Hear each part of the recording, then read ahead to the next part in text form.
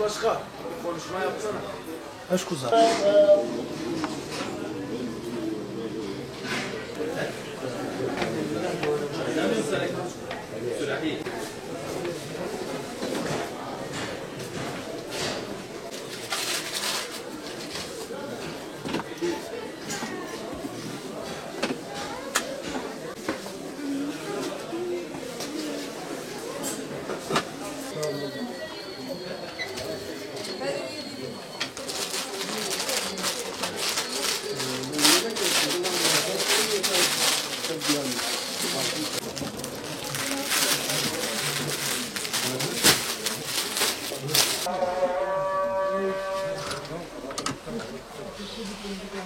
Sanki o bana abi yani sen onu bir iki gene bakar mısın sana?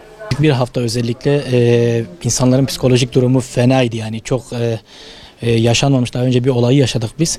Bunun neticesinde hani insanlar sokağa bile çıkamaz oldu. Çünkü insanların içinde bir panik havası, bir korku, bir endişe, yani daha önce yaşamadığımız bir felaketi yaşadık. Şu an hala o psikolojik devam ediyor bazı insanlarda.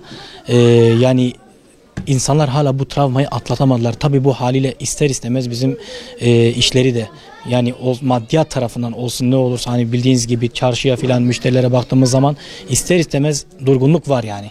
Evet, durgunluk var.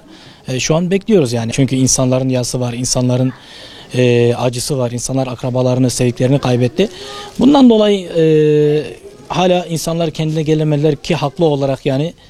Biz de bunun hani nereye kadar geleceğini tahmin edemiyoruz ama inşallah umudumuz bayrama kadar her şey yoluna gider. Tekrar ekonomi düzelir diye düşünüyorum. Bunun neticesinde işte gördüğünüz gibi piyasa zaten durgun. Dediğimiz gibi bayrama kadar inşallah işlerin tekrar rayına oturacağını düşünüyoruz. Malum bu 3-4 hafta önce meydana gelen bir deprem yaşadık Türkiye halkı olarak. Malum bizi de etkiledi esnaf olarak. İlk hafta biraz işlerden dolayı millet tedirgindi. Malum depremin ilk haftası işler epey kesattı. Yani milletin yaşamış olduğu bu trajedi epey etkiledi halkı. İlk hafta iş yapamadık. Millet yoktu dışarıda, hatta kapalıydı kaç gün boyunca.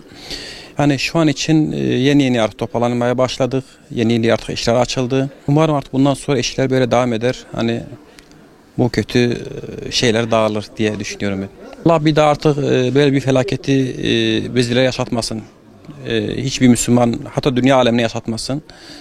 İnşallah bu artık bundan sonra artık depremle ilgili bu süreçler devam eder. Hani bu yapı denetim olsun, her türlü ders alınmış olur bu ibretten. Ülkemizde yaşanan deprem felaketi nedeniyle gerçekten hem maddi manevi, duygusal olarak birçok şey yaşadık. Yani bunun olumsuz sonuçları bütün insanlara yansımış oldu.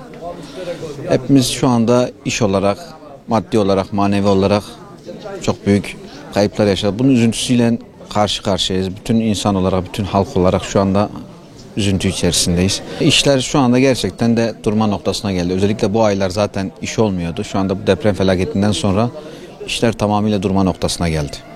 Yani bir an önce bu yaraların toplanması için, bu yaraların geçmesi için bir takım çalışmaların daha da hızlandırılması lazım diye düşünüyorum. Deprem dolayısıyla biz kısmi olarak çok etkilendik. Esnaf olarak zaten ilk günlerde ilk 2-3 günde millet dükkanı açmıyordu. Yani burası da haliyle sallanıyordu. Sarsıntı burada da oluyordu. Onunla alakalı yavaş yavaş millet toparlanmaya başladı. İnşallah önümüzdeki günler daha iyi olur. Esnaf olarak etkilendik. Özellikle mesela esnaflardan bunu bir fırsata çevirmemek gerekir. Biraz vicdani olarak fiyatlarında indirim yapmaları gerekir. Yani bu bizim boynumuzun borcudur. Özellikle esnaf, tüccarlar depremzade kardeşlerimize yardımcı olmaları gerekir. Umudumuz Allah'tan, inşallah bu süreci biz atlatacağız millet devlet olarak.